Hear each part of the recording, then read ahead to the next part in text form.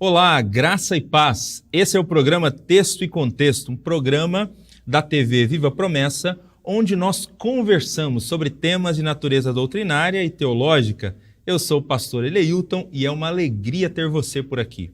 Bom, o último texto de hoje, nós recebemos também num comentário do YouTube o nosso telespectador Tiago Melquíades. Não sei se é exatamente assim que se pronuncia, se não for, me perdoe.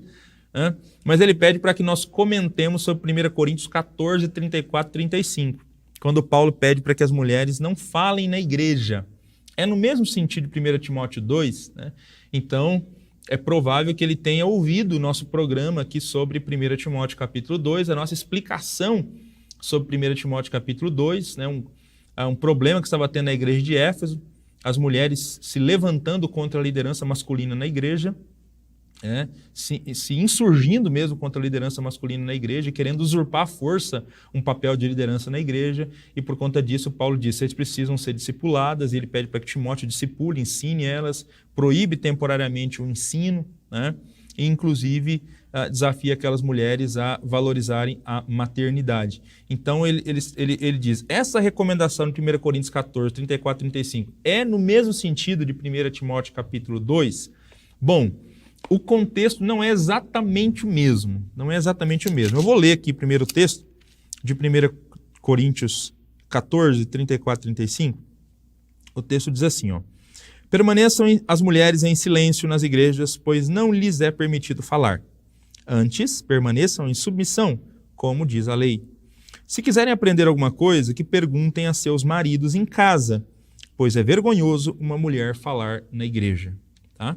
Então veja o que Paulo diz aqui em 1 Coríntios capítulo 14. Vamos lá, vamos comentar então sobre esse texto. Então, como eu disse, não é exatamente o mesmo contexto de 1 Timóteo 2, 11 ao 15, tá? E por que não? Dá para notar que esse texto traz uma recomendação específica para mulheres casadas. Percebe que 1 Coríntios 14, nós temos uma recomendação para mulheres casadas. Ele diz que não é para as mulheres falarem na igreja, e se elas tiverem alguma dúvida, elas devem perguntar para os seus maridos e em casa, e que é para elas permanecerem em submissão. Então, é claramente uma ordem direcionada a mulheres casadas. E aqui está exatamente a chave para nós entendermos esse texto e essa recomendação do apóstolo Paulo. Propositalmente, eu deixei esse texto de 1 Coríntios 14 para nós falarmos depois de falarmos sobre 1 Coríntios 11, porque é a mesma carta. É a mesma carta. Então, Paulo já apresentou uma recomendação sobre o véu em 1 Coríntios 11. E por que ele apresentou aquela recomendação, nós já comentamos, porque o fato de as mulheres não estarem mais querendo usar o véu e de Paulo insistir para que elas usem o véu, é porque não usar essa peça do vestuário significava que essas mulheres não estavam mais querendo aceitar os seus papéis na família, os papéis que Deus estabeleceu. Era um tipo de ato de insubmissão aos seus maridos. Era uma maneira delas dizerem que elas não queriam mais aceitar a liderança dos seus maridos. Então, na igreja de Corinto, a gente tem esse problema de insubmissão. E aí, então, Paulo vai dizer aqui para que as mulheres não falem. Permaneçam as mulheres em silêncio nas igrejas, pois não lhes é permitido falar, mas permaneçam em submissão, como diz a lei. E se quiserem aprender alguma coisa, pergunte aos maridos em casa. Tá? Então, o Paulo não está proibindo todo e qualquer tipo de fala, mas certo tipo de fala. Parece que a fala que está em questão aqui é a fala insubmissa. É a fala insubmissa.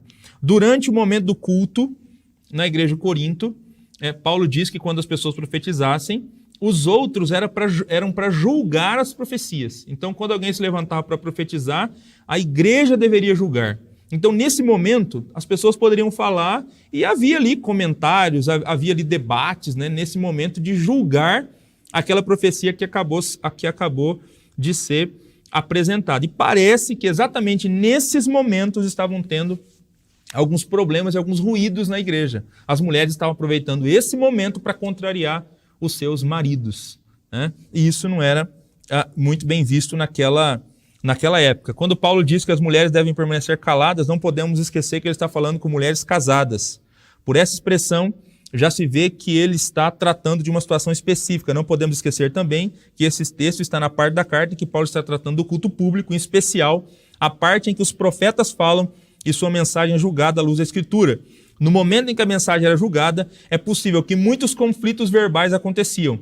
E parece que o apóstolo não queria que as mulheres entrassem nessa discussão ou aproveitassem esse momento para discordarem publicamente dos seus maridos. Era vergonhoso naquela cultura um homem e uma mulher discutir publicamente sobre algum assunto. Especialmente marido e mulher discutindo publicamente na igreja sobre determinado assunto. Então, nós já sabemos o contexto, nós já sabemos o que está acontecendo por trás aqui de 1 Coríntios, né? Esse momento de algumas mulheres aí não querendo mais usar o véu. E isso aqui, essa fala de Paulo em 1 Coríntios 14 só reforça aquilo que nós já comentamos lá em 1 Coríntios capítulo 11. Então, por isso, Paulo pede para que as mulheres não falem na igreja. Mas veja, irmãos, que é uma fala, Paulo está pensando nessa fala insubmissa, Paulo está pensando nesses conflitos aqui, nesses conflitos. Por que que a gente diz isso? Porque ele não apresentou essa recomendação para mulheres solteiras, e em 1 Coríntios 11, ele fala que se a mulher tiver com o véu, ela pode orar e profetizar. Então, é óbvio que ela não tem que ficar, essa recomendação de Paulo de silêncio das mulheres não é absoluta, ele não está pensando em todas as situações, porque se a mulher pode profetizar, se a mulher pode orar publicamente na igreja, então é óbvio que a mulher pode falar na igreja. Então, em 1 Coríntios 14, Paulo está pensando numa situação específica que os irmãos de Corinto estão vivenciando. Ok? Muito obrigado ao nosso irmão Tiago, que enviou para a gente essa sugestão de comentarmos sobre 1 Coríntios 14.